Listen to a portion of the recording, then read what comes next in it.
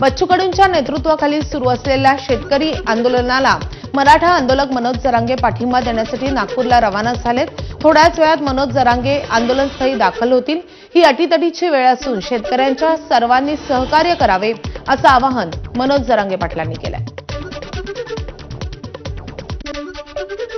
महाविकास आघाडी आणि मनसे नेत्यांची आज दुपारी मुंबईमध्ये यशवंतराव चव्हाण सेंटर येथे बैठक होणार आहे।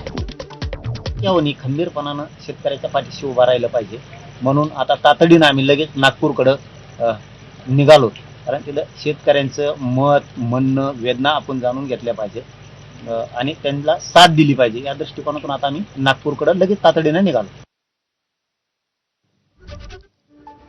महाविकास आघाडी आणि मनसे नेत्यांची आज दुपारी मुंबईत यशवंतराव चव्हाण सेंटर येथे बैठक होणार आहे। निवडणूक आयोगाविरोधात 1 नोव्हेंबरला काढल्या जाणाऱ्या मोर्चासंदर्भात रणनीती ठरवण्यासाठी आणि निवडणूक आयोगासंदर्भात पुढील भूमिका ठरवण्यासाठी ही बैठक घेण्यात येते।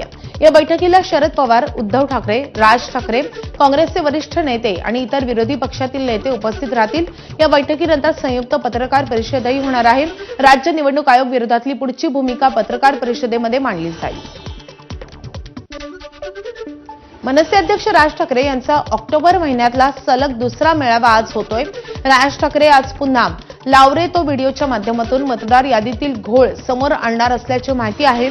संध्याकाळी 5 वाजता मेळाव्याला सुरुवात होईल। याआधी नेस्को गोरेगाव येथे झालेल्या मेळाव्यात सुद्धा राज ठाकरे यांनी मतदार यादीतील घोळ आणि दुबार मतदार यावर भाष्य केलेलं होतं।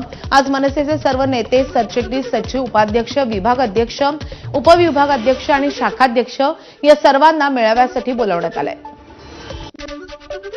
1 नोव्हेंबरला मनसे आणि महाविकास आघाडी मतदार यादीमधील घोळाच्या विरोधात मोर्चा काढणार आहेत। मनसेकडून या मोर्चाची जय्यत तयारी सुरू आहे। सत्याच्या मोर्चासाठी मनसेकडून टी-शर्ट छापण्यात आले असून अमित ठाकरेंनी या टी-शर्टचं अनावरण केलंय। भाजपचे ज्येष्ठ नेते आणि माजी केंद्रीय मंत्री नारायण राणे यांनी ठाकरे बंधूंवर आपला मोर्चा वळवलाय। निमित्त होतं मतचोरीच्या आरोपावरून मुंबईमध्ये काढण्यात येणारा मोर्चा। राज ठाकरे आझाद मैदानामध्ये मावतील एवढी माणसं तरी नेतील का, असा खोचक टोला नारायण राणेंनी लगावलाय। तर उद्धव ठाकरे म्हणजे राजकारणामधलं विकृत व्यक्तिमत्व असल्याची टीकाही नारायण राणेंनी केली आहे।